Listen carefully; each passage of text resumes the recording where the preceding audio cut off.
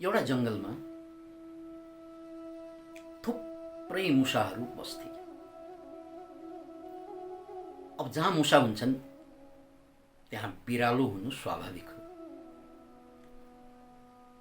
त्यो मुसाको बथानमा आएर बिरालोले हमला गर्थ्यो र धेरै मुसाहरू तहस नहस हुने गर्थ्यो। अनि मुसाहरूले एकपल्ट मिटिङ बोलाए। भएन यो, हरेक पल्ट बिरालो आउँछ र हामी मध्ये हाम्रा साथीहरू कोही न कोही लग्छ नै। कति त मारेर जान्छ, कति लिएर जान्छ, कति खाएर जान्छ। यसरी त हाम्रो वंश विनाश हुन्छ।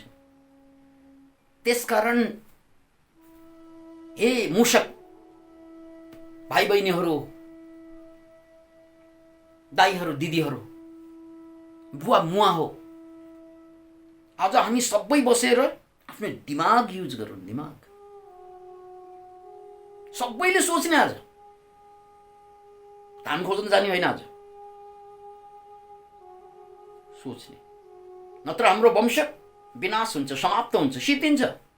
किनकि बिरालो आउँछ, कहिले एउटा आउँछ, कहिले अर्को आउँछ, कहिले अर्को, कहिले बिरालो पालै पालो आइदिन्छ। यसरी त हाम्रो वंश विनाश हुन्छ। त्यसकारण हामीले सोचौँ यो बिरालोबाट बच्ने कसरी, बिरालोबाट या हाम्रो परम शत्रुबाट हामीले आफूलाई जोगाउने कसरी, के गर्दा हामीले आफूलाई जोगाउन सक्छौँ। सारा मुसाहरू गम्भीर मुद्रामा, आज त दिमाग प्रयोग गर्नै पर्यो, सोच्नै पर्यो, विचार लगाउनै पर्यो। किनकि विचारभन्दा ठुलो कुरा के छ र दुनियाँमा? आइडिया ल्याउनै पर्यो। सबैले सोचे, थरी थरीका आइडियाहरू निकाल्दै गए। अन्ततः साँझसम्ममा एउटा आइडियामाथि सबै मुसाहरू सहमत भए। आइडिया के थियो त भने, त्यसो भए त्यो बिरालो या ती बिरालो जसले हामीलाई हमला गर्छ, खास गरी एउटा बिरालो जो हरेक पल्ट हामीलाई दुःख दिइरहेको छ, त्यो बिरालोलाई समात्ने हामी सबै मिलेर र त्यसको घाँटीमा घन्टी झुन्ड्याइदिनु। त्यसपछि त्यो बिरालो आउनासाथ घन्टी आउँछ, बज्छ र हामी आफ्नो डुलोभित्र छिरिहाल्छौँ। सबैले ताली ठोके, गजब गजब गजब गजब। ओ, टाढैबाट आवाज आइहाल्छ। हामी त तुरन्तै आफ्नो दुलोभित्र छिरेपछि बिरालो दुलोभित्र त छिर्न सक्दैन। सबै खुसी भए, नाचे गाए। त्यो रात उनीहरूले नाची नाची गाई गाई बिताए, उत्सव मनाए। वाह वाह, यो विचारको कमाल, सोच्नुपर्छ भनेको यो पो रहेछ। सोचेपछि त आइडिया पो आउँदो रहेछ, गजबको आइडिया आयो। अनि बिहानी पख सबको निदाउनु पर्यो, सबै निदाए। अनि सबैले एकसाथ आँखा खोले अनि फेरि मिटिङ बस्न थाले। ल ठिक छ, हिजोको हाम्रो निर्णय जसमाथि हामीले जश्न मनायौँ, उत्सव मनायौँ कि बिरालोलाई समात्ने, जति बिरालो छन् समाउँदै घन्टी झुन्ड्याउँदै गर्थ्यो। त्यो निर्णयलाई अब कार्यान्वयन त गर्नु पर्यो। किनकि पहिलो पक्ष भनेको के त भने बुद्धिको काम हो। पहिलो पक्ष दिमागको काम हो, सोच्ने काम। त्यो त गरिसक्यौँ हामीले, हिजो दिनभरि लगाएर गरिसक्यौँ। अब दोस्रो पक्ष कार्यान्वयनको पक्ष छ, इम्प्लिमेन्टेसनको। ल भन भाइ बहिनीहरू हो, दाइहरू दिदीहरू हो, आमा बुवाहरू हो, अब बिरालोको घाँटीमा झुन्ड्याउने कुन ग्रुपले या कसले झुन्ड्याउने? त्यसपछि फेरि उनीहरू अघि सोचमा परेका थिए, अब अफसोचमा परे। किनकि बिरालोको घाँटीमा घन्टी झुन्ड्याउन जाँदा त उसले खाइहाल्छ, राइट? उसले मारिहाल्छ, मर्न को तयार हुन्छ र? त्यसपछि एकले अर्कोको मुख ताके, एउटा समूहले अर्को समूहको मुख ताके, तिमीहरूले गर्न, तिमीहरूले गर्न, तिमीहरूले गर्न, तिमीहरू पहिला गर, हामी गर्छौँ। कोही पनि तयार भएनन्, किनकि जो तयार हुन्छ ऊ मारिन्छ, ऊ शहीद हुन्छ। त्यो त सबैलाई थाहा। त्यसकारण यो सदियौं अगाडि, अझ भनौँ सहस्राब्दी अगाडिका कुराहरू होलान्, तर त्यो कहिल्यै कार्यान्वयन भएन। बिरालोको घाँटीमा कसैले पनि घन्टी झुन्ड्याउन सकेन र आज पनि मुसा बिरालोबाट बच्न सकेको छैन, जबकि उनीहरूले ल्याएको ज्ञान गुणका कुरा गजबका थिए। त्यो गर्न पाएको भए मुसाहरू बच्थे, गर्नु पाएको भए मुसाहरू बच्थे। गर्नु त्यसैले दुनियाँमा एउटा मान्छे त सोच्दै नसोचिकन बाँच्छन्, तर एक जमात मान्छे सोच्ने चाहिँ काम गर्छ, विचार गर्छ उसले। तर विचार गरेको कुरालाई, जानेको कुरा, विचारबाट पनि ज्ञान प्राप्त हुन्छ, अनुभवबाट पनि, या कसैलाई सुनेर पनि, गुरुहरूलाई सुनेर पनि ज्ञान प्राप्त हुन्छ। त्यो प्राप्त भएको ज्ञानलाई इम्प्लिमेन्टेसनमा लान सक्दैन। अनि के भन्छन्? गर्नु त पर्ने हो, राम्रै कुरा हो, ध्यानको कुरा गरौँ, ज्ञानको कुरा गरौँ, लाइफस्टाइल चेन्जको कुरा गरौँ, गरे त राम्रो हुन्थ्यो। त्यही मुसाको ताप। यसो गरेको भए निरोगी हुन्थ्यो, थाहा हुन्छ। यसो गरेको भए बुद्धिमान हुन्थ्यो, थाहा हुन्थ्यो। यसो गरेको भए इन्लाइटेनमेन्टतिर जान्थ्यो, यो पनि थाहा हुन्छ सबैलाई। कि आफैले थाहा पाएको हुन्छ कि गुरुहरूका कुरा सुनेर थाहा पाएको हुन्छ। तर गर्ने बेलामा, इम्प्लिमेन्टेसनको बेलामा अधिकांश मान्छेहरू पछाडि हट्ने गर्छन्। र इम्प्लिमेन्टेसन नगर्ने हो भने नलेजको कुनै अर्थ छैन। प्रयोग नहुने नलेज भनेको त्यो सब बराबर हो, लास जस्तै हुन्छ। यानी लासले त केही गर्दैन। त्यस्तै यदि ज्ञानलाई प्रयोगमा ल्याइएन भने त्यो अज्ञानभन्दा खतरनाक हुन्छ। किनकि अज्ञानमा त कमसेकम गर्नुपर्छ, बुझ्नुपर्छ भन्ने हुन्छ अज्ञानीलाई त। तर ज्ञानीलाई त गर्नुपर्छ थाहा छ, उसले गर्दैन, के गर्ने? अतः ज्ञान मात्र भएर पुग्दैन, त्यसलाई इम्प्लिमेन्टेसनमा लग्ने साहस चाहिन्छ। यो कुरालाई बुझाउनलाई फेरि अर्को एउटा कथा, जुन कथा हामी सबैले स्कुलमा पढेका थियौँ, 2 क्लासमा या 4 क्लासमा। त्यो खरायो र सिंहको कथा, जहाँ खरायोहरूले मिटिङ गरेर हरेक दिन एक-एकवटा खरायो सिंहको मुखमा पर्ने, अनि सिंहले धेरैलाई मार्न पाउँदैन, एक-एकवटा मात्रै जान्छ र हाम्रो वंश जोगिन्छ भन्ने उनीहरूको बुझाइ थियो। र त्यसै अनुरूप यो कथा हामीले पढिसकेकोले मैले छोटकरी नभनौँ, एउटा खरायोको पालो आउँछ। त्यो खरायो अरू खरायो जस्तो गएर मरिने क्रममा जाँदैन।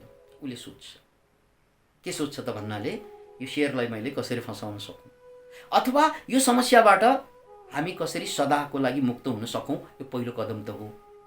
सोच्दा सोच्दा सोच्दा एउटा आइडिया निस्क्यो।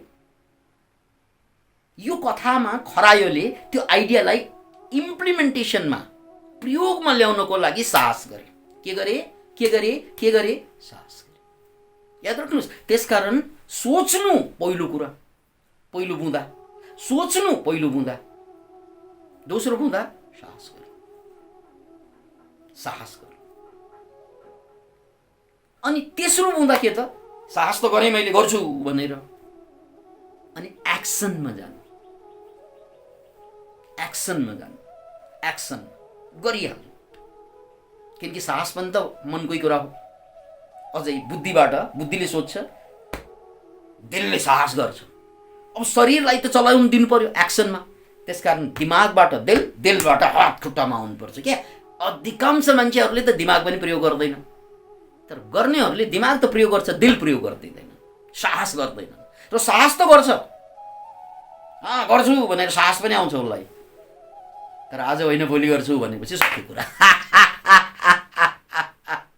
जस्तै चुरोट छोड्ने सवालमा, चुरोट छोड्छु, चुरोटले क्यान्सर गर्छ, बुद्धि आयो। साहस पनि गर्छ उसले, छोड्छु, साहस पनि आयो, तर छोड्ने काम चाहिँ गरेन है भनेपछि समस्या जिउका त्यो नै रहन्छ। तर यो खरायोले, हामी सबैलाई थाहा भएको कुरा, त्यो खरायोले कसरी शेरलाई आफ्नो बुद्धिले पानीमा डुबाएर मार्थ्यो। ढिलो पुग्छ खरायो कथामा, शेर गर्जन्छ, किन टाइममा नआएको?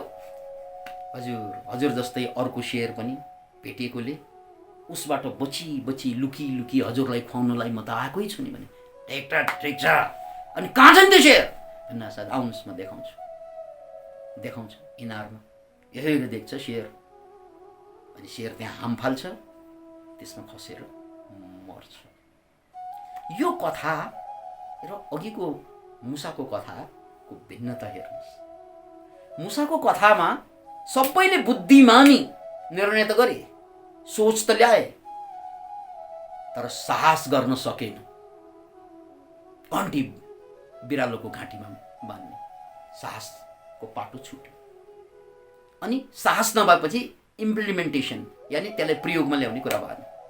तर यो कथामा भने खरायोले सोच्छ, दिमाग, साहस गर्छ, दिल, अनि लज्जा जे पर्ला एक्सपेरिमेन्ट गर्छ। र उनको त्यो एक्सनले साँच्चै त्यत्रो जङ्गलको राजालाई खरायो जस्तो छुस्सी प्राणीले याद राख्नुहोस्, यहाँ जङ्गलको राजा, त्यहाँभन्दा माथि कोही छैन। अनि खरायो सबभन्दा कमजोर प्राणी मध्ये एउटा, जङ्गलको सबभन्दा कमजोर प्राणी, जङ्गलको सबभन्दा शक्तिशाली प्राणी। जङ्गलको सबभन्दा शक्तिशाली प्राणीलाई सबभन्दा कमजोर प्राणीले विचार गर्यो भने मार्नै सक्दैन, विचार गर्यो भने सिद्ध्याउनै सक्दैन, विचार मात्रै गरेर बस्ने हो भने। तर त्यो विचारमा भाव र भावमा प्रक्रिया, यो तीनवटा कुरा जोड्दा त्यो असम्भव देखिने क्रिया सम्भव भयो। र यो कथाले, यो दुई कथाले सन्देश प्रष्टै दिएको छ कि हाम्रो जीवनमा पनि ठुला समस्याहरू आउँछन्। ठुला समस्या, त्यो परिवारभित्रको समस्या हुन्छ, कहिले श्रीमतीको प्रब्लम, कहिले श्रीमानको, कहिले छोराछोरी ड्रग एडिक्ट भइदिन्छ, कहिले श्रीमान सल्किदिन्छ एकातिर, कहिले श्रीमती भट्किदिन्छन्, या कहिले कोरोनाले संसारलाई नै आक्रान्त बनाइदिन्छ, कहिले ज्वालामुखी फुट्छ, कहिले भुइँचालो जान्छ। अरे यार, यस्ता शेरहरू त, भयानक शेरहरू हाम्रो जीवनमा त आइ नै रहन्छ। यो शेरहरूलाई, यस्ता बेला आउने शेरहरूलाई हामी जस्तो खरायोहरूले या हामी जस्तो मुसाहरूले उनीहरूको तुलनामा केही गर्न सक्दैन, जति पनि गर्न सक्छौँ। पहिलो कुरा सोच्नुहोस्, हामी लकडाउनमा छौँ, हामी सोच्दैनौँ, पहिल्यै काम गर्दैन। ए बर्बाद भयो, कहिले लकडाउन खोल्ने हो भनेर टाउको यसरी मथेर बसेका हुन्छ। कहिले भ्याक्सिनको आविष्कार हुने हो? अरे यार, सबै काम अरूलाई जिम्मा दिने, आफूले केही नगर्ने। कम्तीमा सोच्नुहोस्, दिमाग लगाउनुहोस्। यो कोरोना कालमा, यो पीडित अवस्थामा, यो कोठाभित्र हामी थन्किएर बस्नु पर्नुको यो समयमा गर्न सक्छौँ के त? मैले सबभन्दा राम्रो के गर्न सक्छु? मेरो समयको सबभन्दा राम्रो उपयोग के हुन्छ त्यति कहिल्यै सोचिन। यदि सोचिदिएको भए यो समय तपाईँको लागि स्वर्णकाल हुन्थ्यो, सोचिदिएको भए स्वर्णकाल हुन्थ्यो। तपाईँको परिवारसँग कति झै झगडा भइरहेको होला, छोरासँग, दाइसँग, भाइसँग, छिमेकसँग कुरा नमिलेको होला। अरे यार, यो सल्टाउने समय होइन, गल्ती भएको भए बाउसँग गएर कुरा गर्नुहोस्, आमासँग, दाइसँग, भाइसँग, छोराछोरीसँग बसेर आफूले जे गल्ती भयो संवाद गर्ने, ताकि आज त दिल खोलेर यिनीहरूसँग आफूले गरेका गल्तीको बारेमा माफी माग्ने र उनीहरूले गरेको गल्तीलाई माफी दिने समय होइन र यो। यति आफूले जिन्दगीभर जुन परिवारमा हुर्के त्यो परिवारमा ठुलै आफूबाट गल्ती भएको छ र आफूलाई पनि उनीहरूले पेलेका छन्। यो त सबैलाई थाहा भएको कुरा। दोहोरो मार। मैले जोसँग मेरो झगडा छ, मेरो दुश्मनी छ, यिनीहरूसँग संवाद गरेर माफी दिने, उनीहरूको गल्तीको लागि र मेरो गल्तीको लागि माफी माग्ने। यसको लागि के चाहियो? समय चाहियो। यो समय त जति पनि छ कोरोनाले जुटाइदिएको। अरे यार, यो एउटा गजबको परिवारको प्रेम सुरु गर्ने समय होइन? युनिटी बनाउने समय होइन र?